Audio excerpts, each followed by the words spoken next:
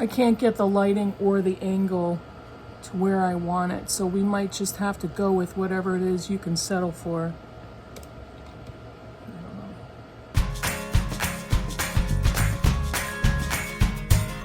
Hey Booktube, it's Kim at middle of the book march, and I have a very exciting video. I'm excited. I don't know if you're gonna be, but I hope so.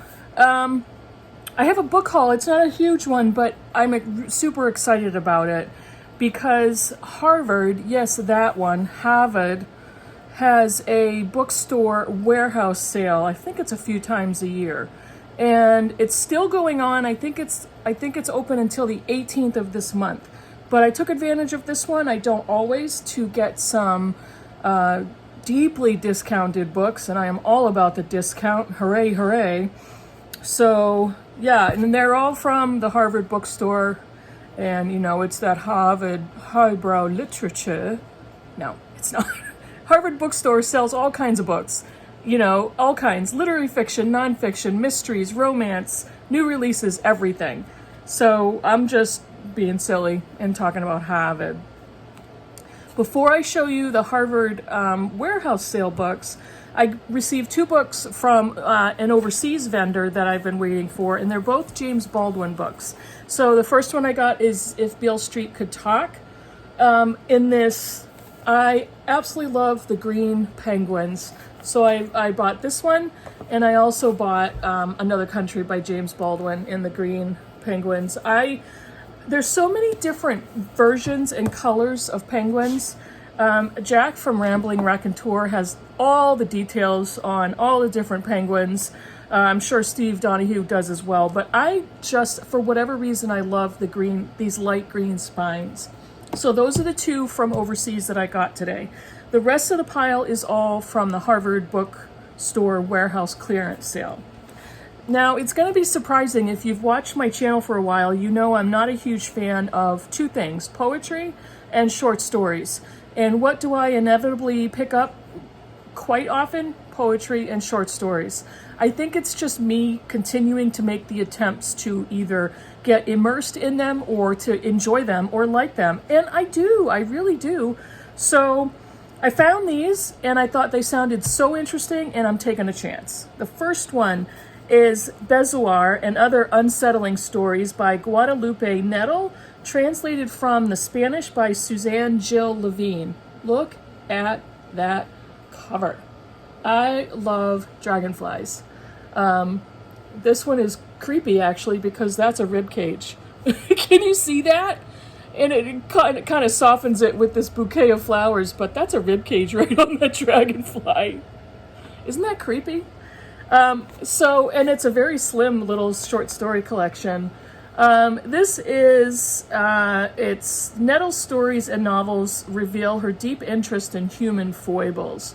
And these are kind of dark and unfamiliar corridors, and the back of it says, "The pleasure lies partly in the great surprise of recognizability together with the strangeness."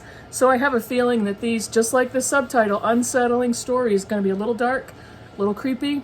So that sounded really good to me. Shut the front door? What in the flip is that?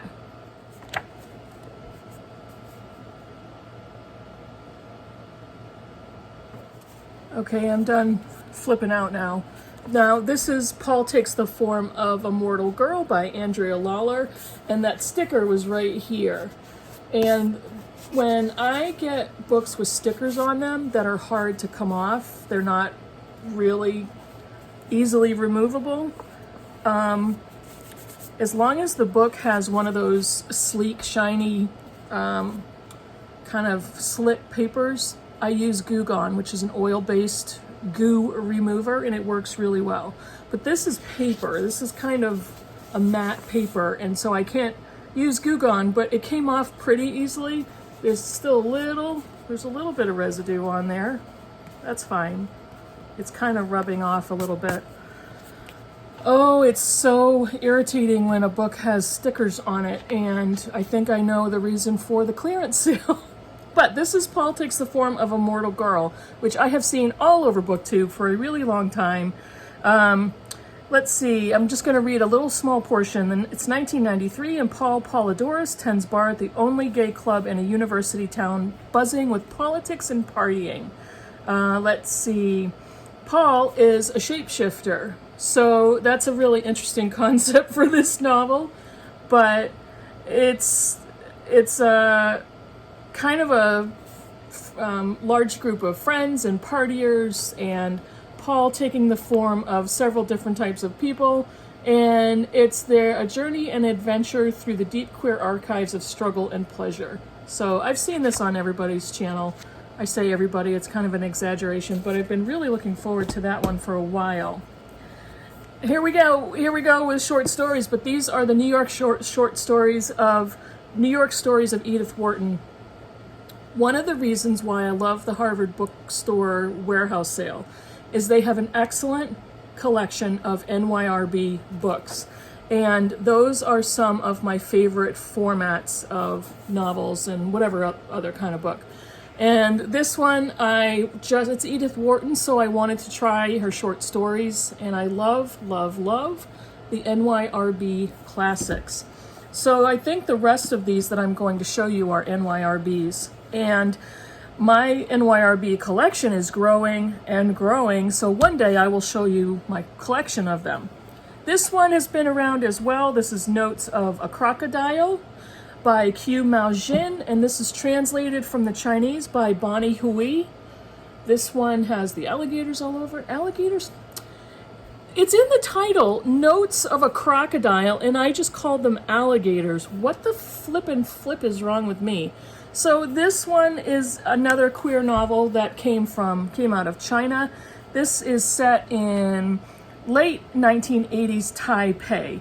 And this is the story of the eyes of an anonymous lesbian narrator nicknamed Lazy, L-A-Z-I, and postmodern pastiche of a lot of different formats of writing. She actually starts to become obsessed or falls in love with an older woman. So, yeah, and I can't even tell you the number of channels I've seen this book on, and it just sounded so good. This one is one from an author who I'm really looking forward to getting into.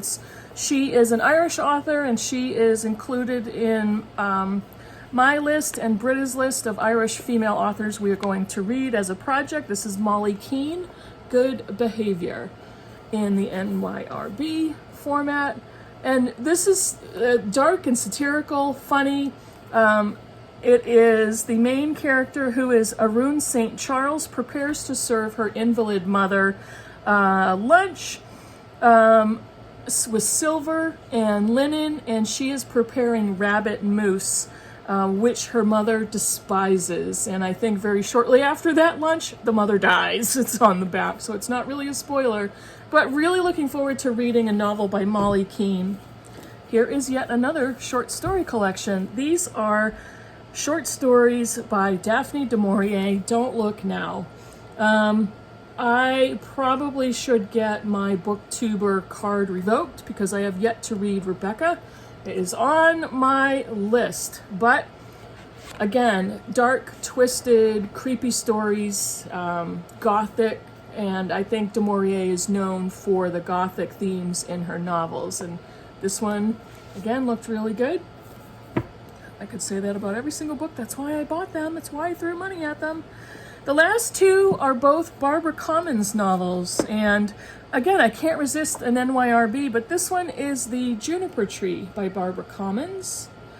And Bella Winter has hit a low. She is homeless and jobless, mother of a toddler by a man whose name she never got. And she is disfigured in a car accident. Her face has some disfigurement to it. But from what I understand, the heroines in Barbara Common's novels are kind of, pull yourself up by the seat of your pants and get moving in life and move on, get on with it. And so that sounded very good. And one last one, Our Spoons Came from Woolworths by Barbara Commons. And again, I've seen this on so many people's channels that I could not resist. This is Sophia. She's 21 and naive when she marries fellow artist Charles. Charles does not really feel it's important to pay the rent, and this is the middle, England is in the middle of the Great Depression, and their marriage deteriorates. So there's more to the story than that, but that's my summary of this one.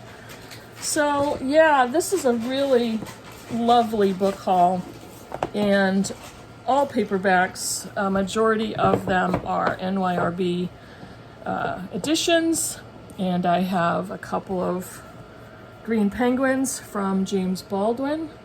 Look at that color stack. They all sound excellent, and it's such a joy to find great books at discounted prices, at clearance prices. Had they not all had the stickers, of which all of them I've since removed, they all came off quite easily. So in the future, if you happen to shop at the Harvard warehouse sale and you get stickers on your books, I am here to say my testimony is that the stickers come off pretty easily. So don't let that sway you against buying great priced books. Let me know in the comments below what you think of any of these, or if you've actually shopped at the Harvard warehouse sale, Harvard Bookstore warehouse sale. Would love to know what you found, and I will see you in the next video. Bye, everybody.